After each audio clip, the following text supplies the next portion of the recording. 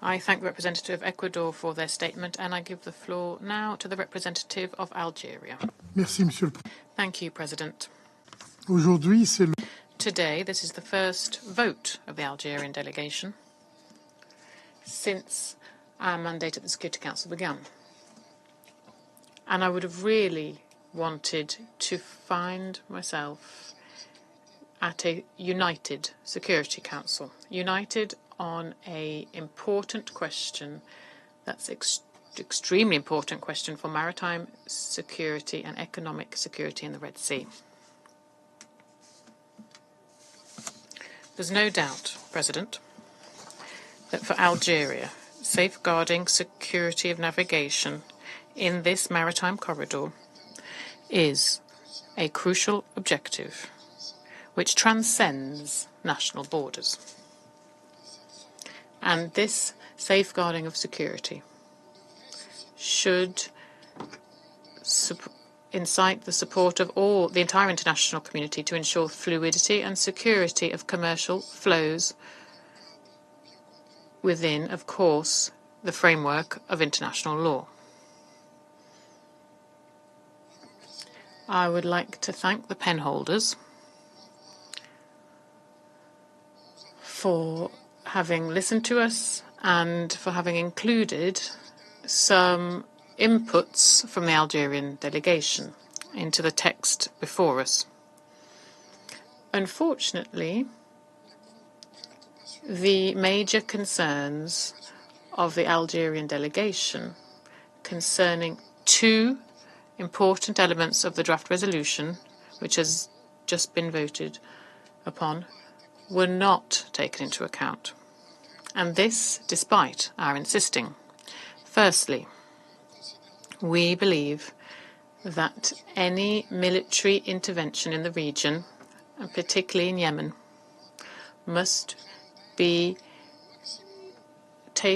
approached with a maximum of precaution, in particular against the Houthis in Yemen.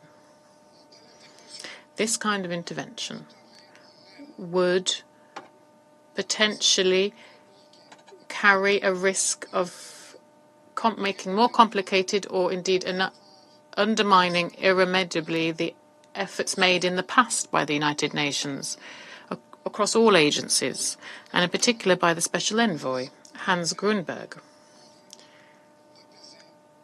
efforts to appease tensions in the region.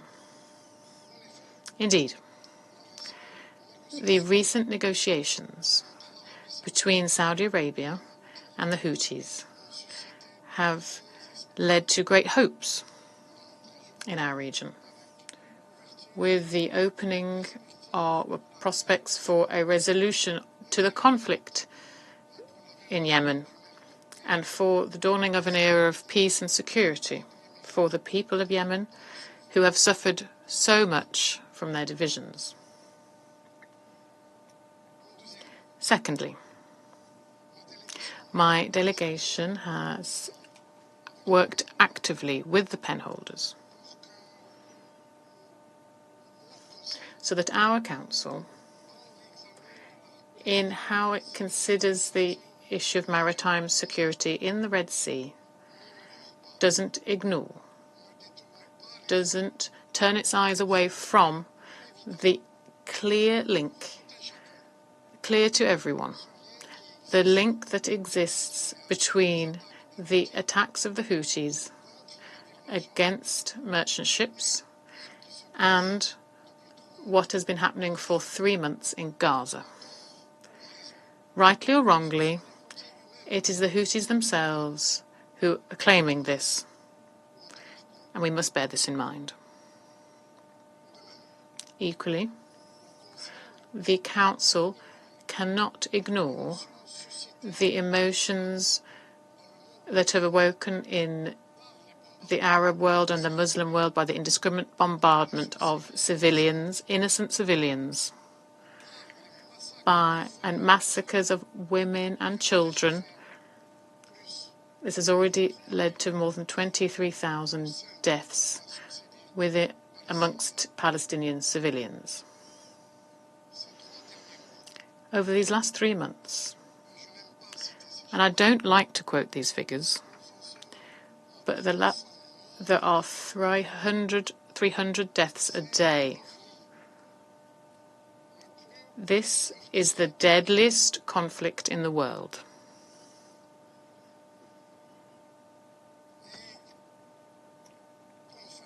And finally, if you needed proof of this link that exists between the resolution that we've just adopted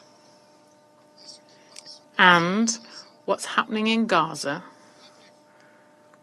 remember, last Wednesday, there were 15 of us around this table, 15 members of the Security Council.